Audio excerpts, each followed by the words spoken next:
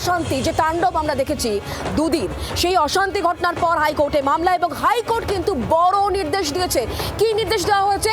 প্রত্যেকটি মানুষ, বেলডাঙ্গার প্রত্যেকটি মানুষের সুরক্ষা নিশ্চিত করতে হবে, ডিএম এসপি কে সুরক্ষা নিশ্চিত করতে হবে, এমনটাই নির্দেশ দেওয়া হয়েছে হাইকোর্টের তরফ থেকে। এবং একই সঙ্গে বেলডাঙ্গার অশান্তির ঘটনায় কেন্দ্র মনে করলে এনআইএ তদন্তের নির্দেশ দিতে পারে, এমনটাই কিন্তু আজ হাইকোর্ট জানিয়ে দিয়েছে।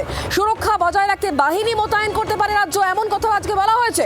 প্রধান বিচারপতি সুজয় পাল এবং বিচারপতি পার্থসারথী সেনের এই নির্দেশ।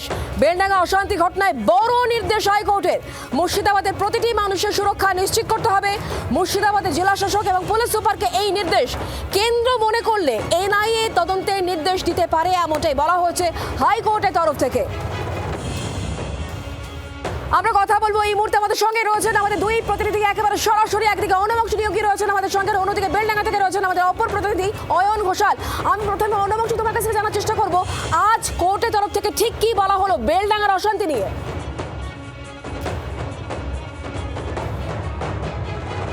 শুক্লা, সেটা হচ্ছে মুর্শিদাবাদ জেলায় যদি এইভাবে প্রায় অশান্তি হতে থাকে তাহলে কিন্তু মানুষের জনজীবনের স্বার্থে আদালতকে হস্তক্ষেপ করতেই হবে, এমনটা প্রধান বিচারপতির বেঞ্চ মনে করছে। যে কারণে আদালত বলেছে যে লোকাল এসপি, অর্থাৎ তিনি এসপি এবং ডিএম, তারা কিন্তু মানুষের জীবন সুরক্ষা দেওয়ার জন্য, নিরাপত্তা সুনিশ্চিত করার জন্য প্রয়োজনীয় পদক্ষেপ নেবে।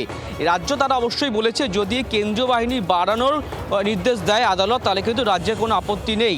কিন্তু যে বাহিনী এখনও শামশেরগঞ্জে মোতায়েন রয়েছে, যে 5 কোম্পানি, সেই 5 কোম্পানি বাহিনীকে বেলডাঙ্গায় কিন্তু ব্যবহার করতে হবে, এমনটাও নির্দেশ দেওয়া হয়েছে। একই সঙ্গে বলা হয়েছে যে কেন্দ্রীয় সরকার তারা যদি চায় তারা কিন্তু এনআইএকে দিয়ে তদন্ত করানোর সিদ্ধান্ত তারা নিতে পারে, অর্থাৎ কেন্দ্রের উপরে কিন্তু তদন্তভার ছাড়লো কিন্তু কলকাতা হাইকোর্ট। দ্বিতীয়ত হচ্ছে শুভেন্দু অধিকারীর যে মামলা ছিল, সেই মামলার মূল অভিযোগ ছিল এইটা, যেখানে শামশেরগঞ্জে কেন্দ্রীয় বাহিনীর মোতায়েন রয়েছে, সেই কেন্দ্রীয় বাহিনীকে কেন বেলডাঙ্গায় ব্যবহার করা হলো না, কেন এই খামখেয়ালিপনা, এর পেছনে অন্য কোনো রহস্য আছে, তাই এনআইএ ইনভেস্টিগেশন চাই। সেই মামলার পরিপ্রেক্ষিতে আরও একটি মামলা হয়েছিল যে কেন্দ্রীয় বাহিনী মোতায়েন করে জনজীবন স্বাভাবিক করা হোক, সাংবাদিকদের উপর প্রহার করা হচ্ছে, সেই চতুর্থ গণস্তম্ভে নিরাপত্তা সুনিশ্চিত করা হোক, এই সমস্ত আবেদনে দুটি মামলা দায়ের হয়েছিল। সেই মামলার পরিপ্রেক্ষিতে আজকে ডিভিশন বেঞ্চের এই নির্দেশ। একটা নির্দেশ হচ্ছে এই যে সুরক্ষা সুনিশ্চিত করতে হবে। দ্বিতীয়ত হচ্ছে রাজ্য সরকার প্রয়োজন পড়লে কেন্দ্রীয় বাহিনী চাইবে এবং কেন্দ্রীয় সরকার সেই কেন্দ্রীয় বাহিনী মোতায়েন করবে বাড়তি নিরাপত্তার জন্য। তৃতীয়ত হচ্ছে যে এনআইএ তদন্ত যদি চায় কেন্দ্রীয় সরকার তারা সিদ্ধান্ত নিতে পারে, আদালত এই ক্ষেত্রে কিছু বলবে না। এই তিনটে কিন্তু মূল নির্দেশ আছে কলকাতা হাইকোর্টের প্রধান বিচারপতি ডিভিশন বেঞ্চ। অনবংশ আরো একটা বিষয় ছোট্ট করে জেনে নেবো, সেটা হচ্ছে জনস্বার্থ মামলা করা হয়েছিল, বিজেপির তরফ থেকে মামলা করা হয়েছিল। এই দুটো মামলা একত্রিত করে কি আজকে বিচারপতিরা এই কথা বলেছেন?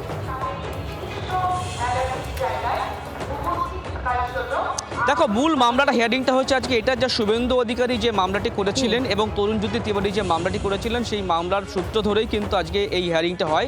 শামশেরগঞ্জে অশান্তির সঙ্গে এই বেলঘাটা অশান্তির যে দুটি মামলা, পৃথক মামলা ছিল, দুটোকে অ্যাটাচ করেই কিন্তু আজকে হিয়ারিং হয়েছে প্রধান বিচারপতি ডিভিশন বেঞ্চ।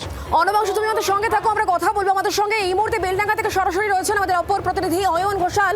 তবে তার সঙ্গে কথা বলার আগে এবার একটু দেখাবো আপনাদেরকে, যখন হাইকোর্টের তরফ থেকে কথা বলা হচ্ছে, বড় নির্দেশ দেওয়া হচ্ছে বেলডাঙ্গার ঘটনায়, তখন রাজনৈতিক মহলেও এই বিষয়কে কেন্দ্র করে চর্চা চলছে। ঠিক কি বলা হচ্ছে সিপিআইএম এর তরফ থেকে, কি বলা হচ্ছে বিজেপির তরফ থেকে শোনাবো, পাল্টা তৃণমূল কংগ্রেসই বা কি বলছে শোনাবো। এটা তো হওয়ারই ছিল, কিন্তু এখন যে জিনিসটা দেখার সেটা হচ্ছে জেলা শাসকের সঙ্গে পুলিশ সুপার গিয়ে না হাইকোর্টের জজ সাহেবকেই বলেন যে ঠিক কিরকম অনুভব না অনুভূতির উদ্রেক হলে কি কি করা উচিত এবং দেখে শুনে যেন রায়টা দেন।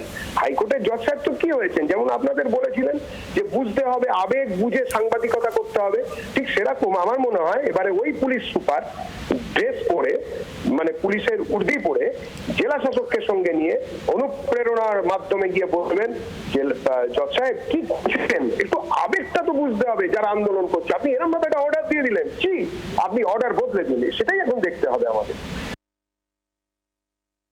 মুর্শিদাবাদ তো না, আর বেলডাঙ্গা তো না, গোটা রাজ্যে কোনো আইনের শাসন নেই।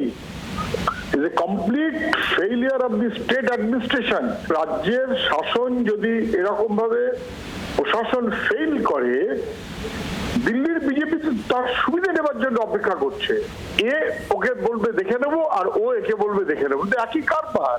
ওই এসআইআর বলুন আর এই মুর্শিদাবাদ বেলডাঙ্গা বলুন, এই একটা সবসময় লড়াই ভাব। অথচ যাদের মধ্যে লড়াই ভাব তাদের পারস্পরিক বন্ধুত্বের কোনো অভাব নেই।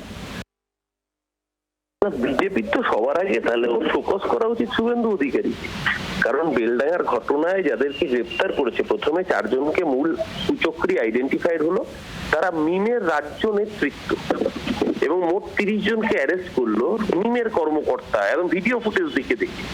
আর যে শুভেন্দু অধিকারী বলেছে হিন্দু প্রধান অঞ্চলে বিজেপি বুঝে নেবে এবং মুসলমান প্রধান অঞ্চলে মিম, আইএসএফ এবং হুমায়ুন কবিরকে দেখে নেওয়ার আহ্বান জানিয়েছে, তাহলে এই অশান্তির মূলে স্বাভাবিকভাবে যে তারা পেছনে ইন্ধন দিয়েছে সেটা দিনের আলোর মতো পরিষ্কার। হাইকোর্টের আদেশ নিশ্চয়ই কমপ্লাই করবে সরকার, নিশ্চিতভাবে প্রশাসন মানুষের সুরক্ষার দিকে তাদের নজর থাকবে, তাদের দৃষ্টি থাকবে, কিন্তু এই পরিকল্পিত উস্কানি, পরিকল্পিত অশান্তি কাদের চিত্রনাট্য ছিল বাংলার মানুষের কাছে যে দিনের আলোর মতো পরিষ্কার। বিজেপির উচিত আগে নিজের দল থেকে শুভেন্দু অধিকারীকে ফোকাস করা। বাংলার আওয়াজ, বাঙালির আবেগ, জি 24 ঘন্টা।